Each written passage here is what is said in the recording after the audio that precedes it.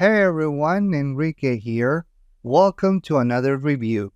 We finally end our reviews on Spider-Noir, the first season, with episodes 6, 7, and 8.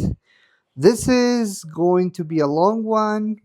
We're finally going to conclude the story of Ben Riley and his journey of being back as the Spider and saving New York from Silvermane and all the other threats. So, what is happening or what happened during these three last episodes? Well, let's check it out.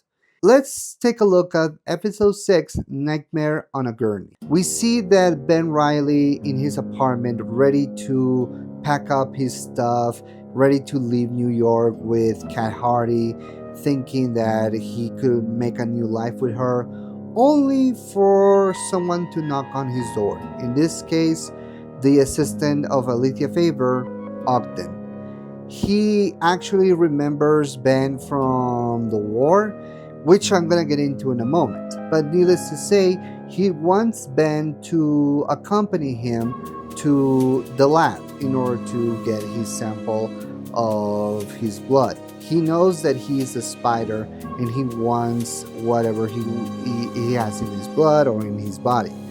When Ben refuses to do so, he instead doses him in order to knock Ben out.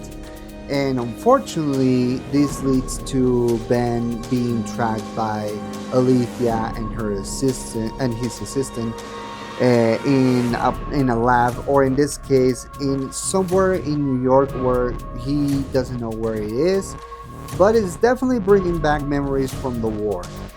This episode is basically showing Ben trapped in the doctor's care while they're trying to experiment it on him to find the key of his balance mutation between the human and the spider mutation that he got during the war. And during that time, we get some flashbacks of what happened to Ben afterwards. So, why did Alethea want to find Ben and get a sample of his DNA? Well, it turns out that she doesn't have the plans that Ben thinks it is. That his experiment, it resulted that Ben was experimented on in the past, arguably by the U.S. government, in order to find out what's going on with him and probably to create an army. But in the case of Alethea, she reveals that that is not the case with her. She wants to find a cure to cure the people who suffer from these anomalies and trying to suppress the superpowers or the mutations they had inside of them. And the reason why she wants to make this cure is because her son is suffering from that affliction. And it's revealed that her son is her assistant, Ogden.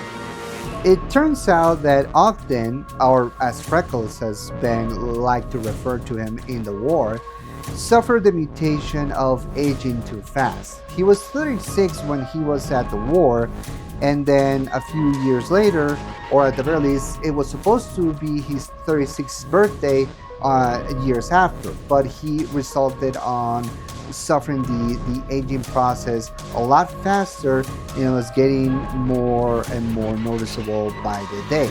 Alethea, not wanting her son to die that soon, went out of her way to make experiments in order to find the cure. Now that she has Ben in her grasp, she had to literally take a sample of his blood, and when that didn't work, they had to cut it open, and this resulted in one of the most really crazy hallucinations that Ben had while under the dose. He was seeing a lot of hallucinations, some images that probably happened during the war when he got experimented on, and how he was cut open, an image of his wife, Ruby, then being haunted by pictures of his past mistakes and all the things that he did as the spider. And yeah, he also found out that it was Cat who revealed his secret identity to the doctor. So yeah, this is pretty much heavy stuff for Ben, and during this montage it made him very weak. Thankfully, he managed to survive that, and he managed to get out the grasp of the chains that he was in.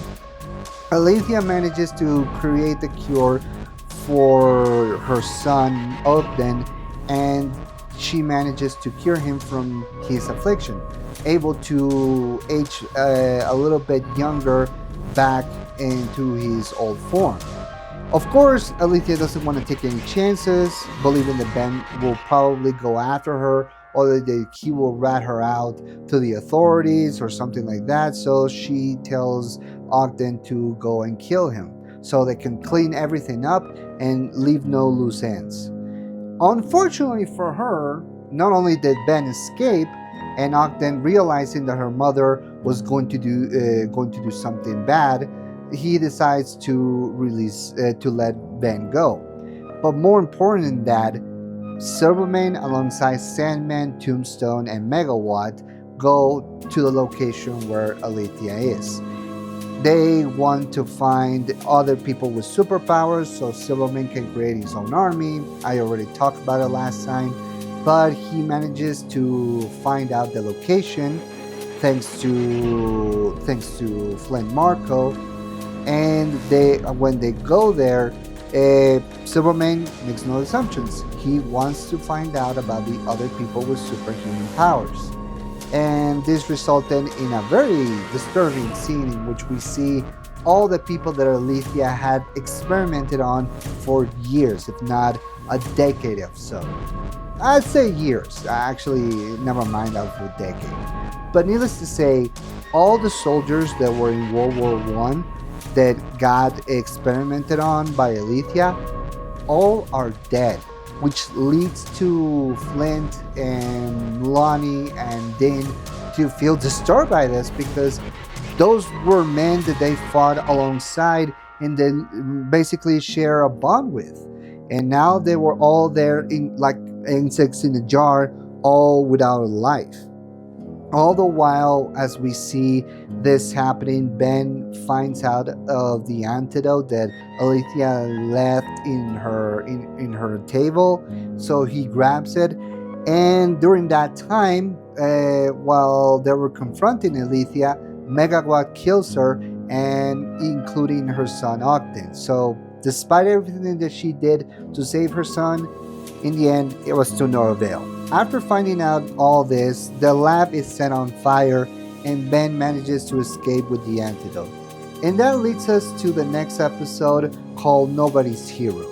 This is following what happens after they found out about the truth and how Flint and Lonnie and Dan are taking all this situation. So, the long story short, we see that Ben manages to escape and go to a bar, feeling down and depressed, obviously after finding out about the truth of Kat and her actions, how her word managed, or her knowledge of his secret identity and the broken trust made him very depressed, making him question why is he still doing this, and why he believes that being a superhero, in this case the Spider, was very for nothing. And that's something that he questions in this episode. So as we see that, we see Silvermane making his moves, intimidating the mayor and his campaigns from Flint, from Lonnie and Megawatt. All the while we see Kat feeling worried and a little bit guilty about her situation, because she sent Ben to a certain death all to save Flint Marco. But it is pretty showing very surely that her actions had consequences. And even while her intentions were to save Flint, even he realizes that, it doesn't matter, because even if I die, you were ready to run up with Ben Reilly. And that's something that really hurt him. That's something that I really enjoy about this episode. It's the performance of Jack Huston. He really understood the assignment of playing Flint Marco, because We all know that he can be a supervillain, but he's a guy with good intentions. He is not necessarily a 180 monster. He's a good guy, but caught up in the wrong side of the fence. And speaking of which, we see Ben drinking like hell, confronting the guys that were mocking the spider because they didn't appreciate the sacrifices he made. And this leads to a fun fight scene. It's not a pretty fight scene like, in Daredevil or any spider fight scene.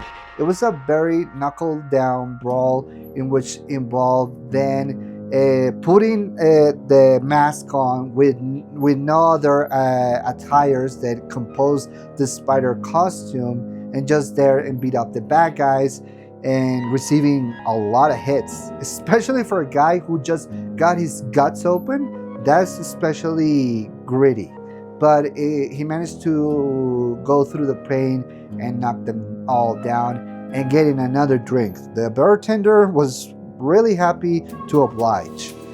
This leads to Ben questioning why is he still the spider, and seeing the key or the solution of his problems, he contemplates of curing himself of his afflictions. But of course, Robbie reminds him that being a hero involves making a lot of sacrifices. And that's something that I really enjoy from this performance by Lamar Morris, that he understood the assignment of Robbie Robertson. He confronts Ben about, yeah, it sucks that you lost a lot of things when you were the spider, Ruby being betrayed by Kai Hardy, all the grueling things that you went through the war and afterwards. But there's a reason why people believed in you, and you have to realize that this is an opportunity to let go of the past, to put that shovel down, because ever since Ruby died, it seems that Ben has been looking for a way to be on the ground just like her, to die. He wants to die, or at the very least, he doesn't want to suffer anymore. And that's something that both Robbie and, of course, Karen confront to Ben, because they're his friends. And that's something that I really enjoy. The show is not just about Ben Reilly, it's about him and his friends. And since people like Robbie and Karen being there, being actual people who care about Ben, being there for him, remind him of his situation, remind him of the hero he is, and that's, to me, it's beautiful. That is a friend. Those are friends. Oh, by the way, Karen already knows that Ben is the spider. And even we get some hilarious scenes of Karen seeing Ben acting out all drunk while he's still in the spider costume, or even crawling through walls. It's ridiculous, but I love it. Anyway, we get to the final scene of this show, or at the very least for this episode, in which the spider has to confront Tombstone, who, already feeling that he has no way out of his afflictions, decides to continue his life of crime until the spider confronts him, ready with the cures that he had divided into several syringes.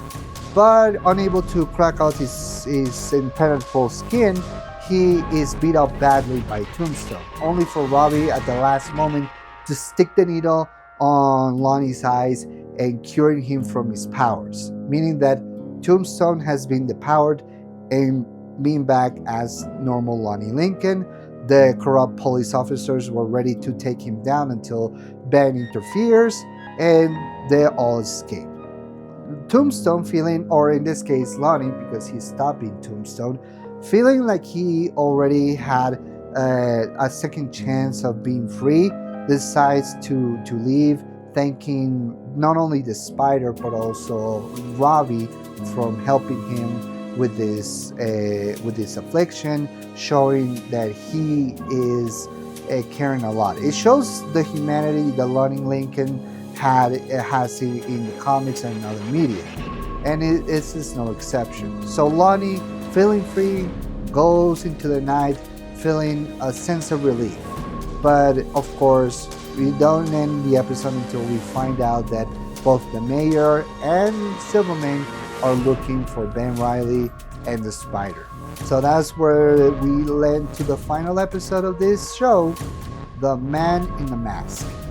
Is basically everything exploding into one singular moment.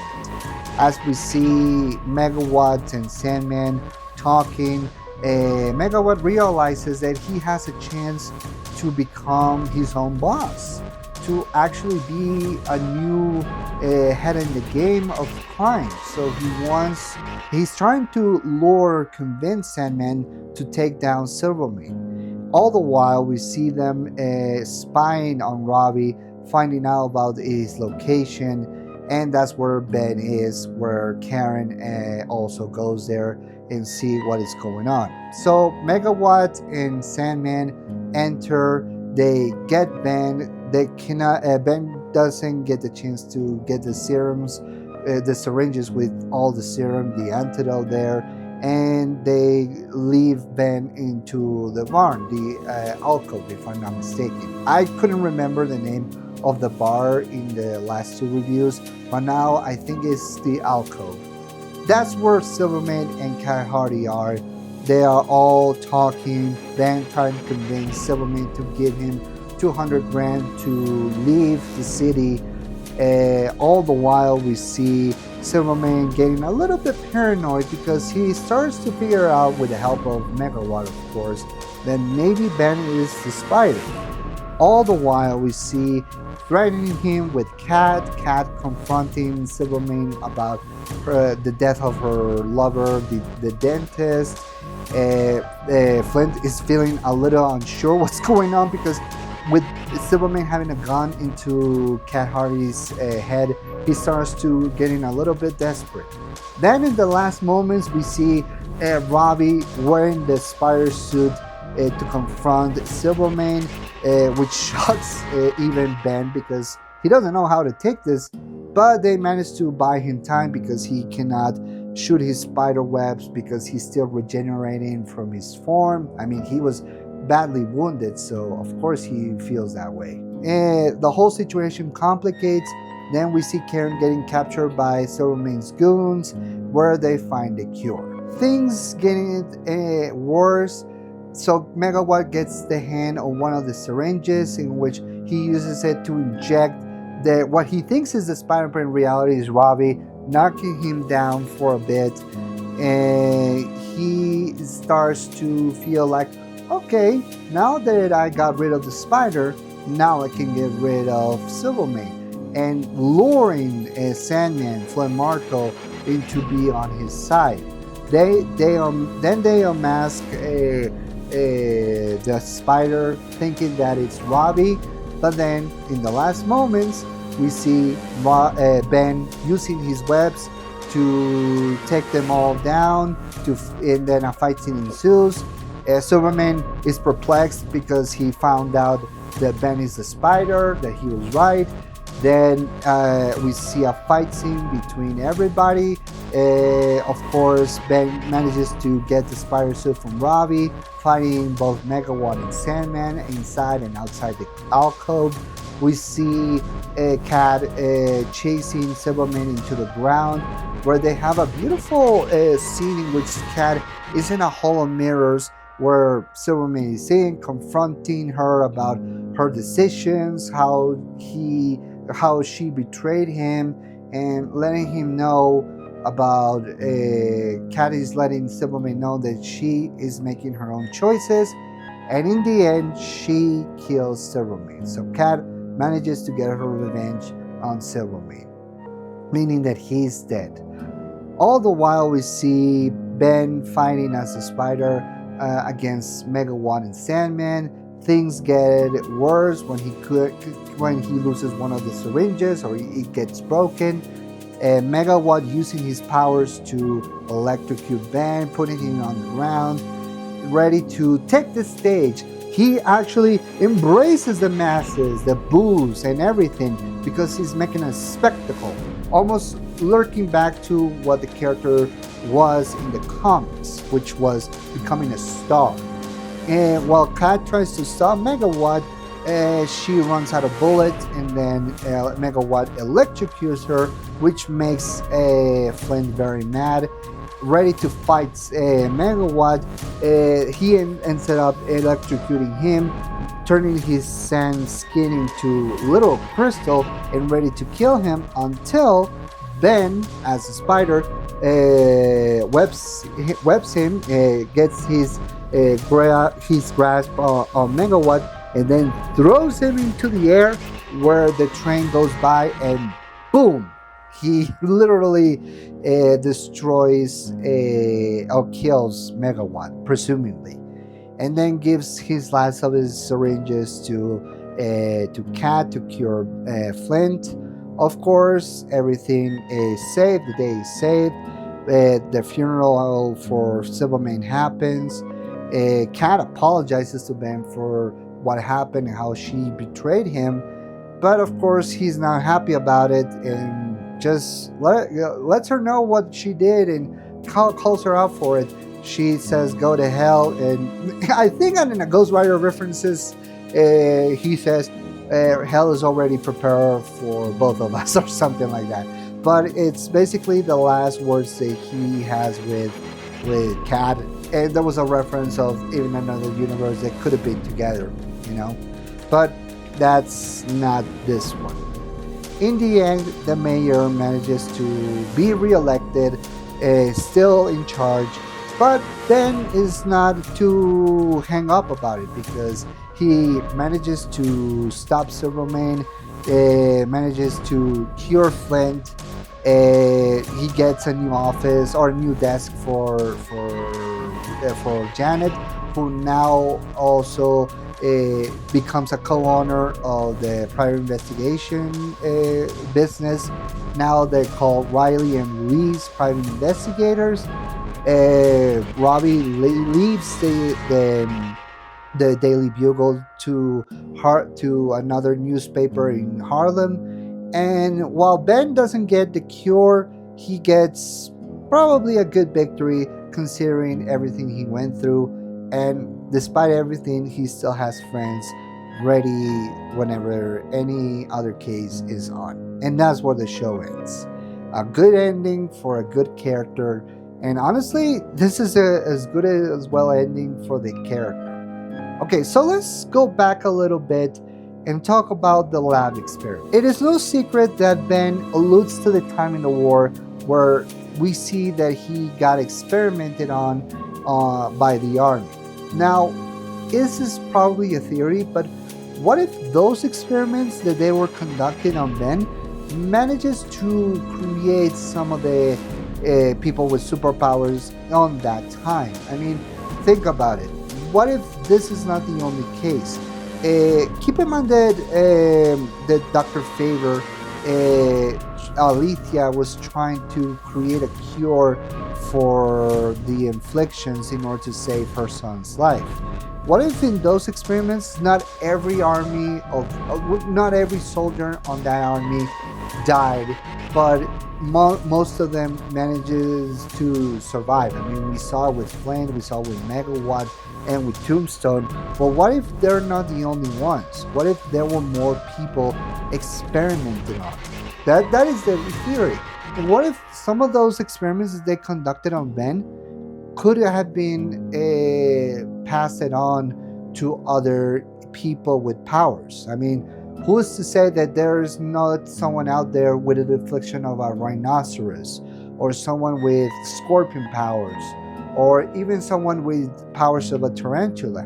Who knows? I mean, this could happen, and we saw some of those ideas in the Amazing Spider-Man movies, so why not here?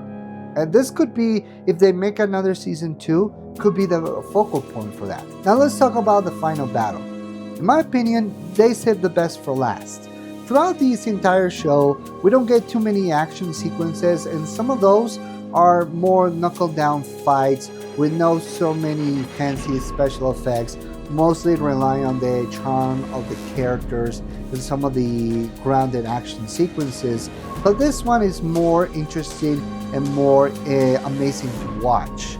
We see the battle between the Spider, Megawatt, and Flint, how they utilize each superpowers. We get a scene of Sandman recreating himself from the sand. seeing the confrontation between Cat and Silvermane. I mean, some people would have thought that maybe Ben was going to end up fighting or even stopping or killing Silvermane in the end. But it was more personal for Cat, considering that she lost a lot more due to Silvermane. Keep in mind, this was a battle between Silvermane and Cat, because Ben was doing the right thing to stopping Silvermane, but he had no hand into, killing Ruby or anything that happened to him. It was just another crime boss that he had to stop. But it was more personal for Cat, given the fact that she lost more than Ben. I mean, she lost her dentist. She lost her identity, her sense of freedom, having to live under the boot of Silvermane, and having her boyfriend being suffering from this affliction and being used by him in order to survive.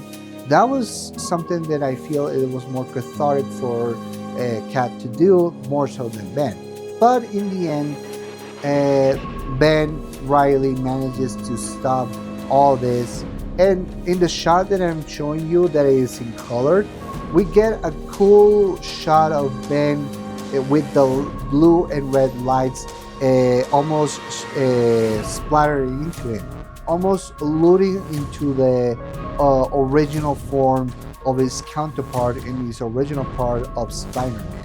And that to me is very beautiful. And I have to admit, watching it in color, it manages to make me realize all the cool Easter eggs and the beautiful cinematography and lighting that they added to this show. So this was just a cherry on top. And if you watch it in color, I have to admit, you can get a lot of appreciation for what they went through for the lighting and the shots. In my opinion, this is a lot better shot than anything in the seasons of The Boys, because everything was just very darkening gray, and I just got tired of it. This one was allowed to be more splatter and more beautiful. So, with all that being said, what's next? What is going to happen in the future? Well, are we ever going to get a season 2? Well, I heard the rumors that all the actors that were contracted for this show are contracted to appear in a second season or in another media. We don't know for sure, we have to wait and see, but judging the success of this show and how it was well received by the audience, I'd like to think that this is a glimmer of hope that we're gonna get another season.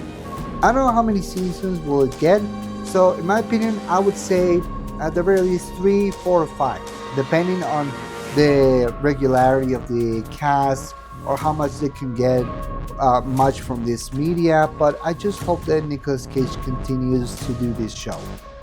So what ideas I have for this show? Well, in this case, I would say that trying to embrace some of the variants from the comics, like maybe if I had it my way, make the next season of Ben seeing other people with powers, realizing that his job is not over. Maybe we get a glimpse of, say, Kraven the Hunter. Why not bring Kraven the Hunter into this version of Spider-Man and trying to hunt down all of these creatures? Maybe for sport, maybe because he believes that's his destiny, maybe he sees the spider as his big common thread. I don't know. Create something from that. Maybe more progression for Ben as he still navigates the life of the spider, seeing more Janet being proactive as a PI, seeing Robbie in this new life, in this new job, in a new place in Harlem as a journalist. Maybe show some of the ramifications of Silvermane's death. Maybe more mob bosses appeared. I don't know. Great creative. I don't know if I would continue the story with Cat Hardy. I would say end it there and continue with another one. Maybe show another version of another past love interest for Spidey. Maybe a Betty Grant, or maybe a Gwen Stacy or Mary Jane. Who knows? Like, be creative or create someone new. Who knows? Try to create a more interesting stories, because I feel like Cat's story should end here and maybe she leaves New York. That's what I will do. But in this case, let's continue the story with Ben and see a more liaison on life, maybe go through another painful story which he has to go through in order to make him question again his place as a spider. Like, continue this story. That's what we love about Spider-Man stories. The continued struggle and still asking what is important and what isn't. But overall, this last episode's hell, this entire season of Spider-Noir is actually one of the best. And in my opinion, it definitely shows and has an appreciation of classic Spider-Man stories. Not just the Spider-Noir stories, but classic Spider-Man stories that show the power and the responsibility of being a superhero, and why it's important to still be a superhero during those times, whether it's in the 30s or in the distant future in 2099, or even the present day. We should see more stories of Spider-Man struggling, but also finding a way to come on top. And we're gonna see those as well in Brand New Day. So hopefully we see this type of quality in the next season, and hopefully in other Spider-Man stories. So I hope you guys enjoy it. I enjoy rewatching this series. I enjoy Nicolas Cage's performance. I enjoy the entire cast bringing their own charm and endgame into all this. So I hope we get another season 2. If not, then it ended in a good note. But I really hope to see the Ben Reilly, the Spider, anytime soon, whether it's in an animation or in another film. We need to see the Spider live on. And this is going to be another take. Nicolas Cage as the Spider is probably his best performance thus far. Better than Ghost Rider, better than anything I've seen from Nicolas Cage movie. This is his best performance. So, what do you guys think? What do you think of the last 3 episodes? Hell, what do you think of this entire season? Let me know in the comment section below. Also, not forget to like and subscribe. I do everything so my channel keeps growing. And I hope to see you next week. So, until then, I'm Enrique, and I'll see you next time. Peace.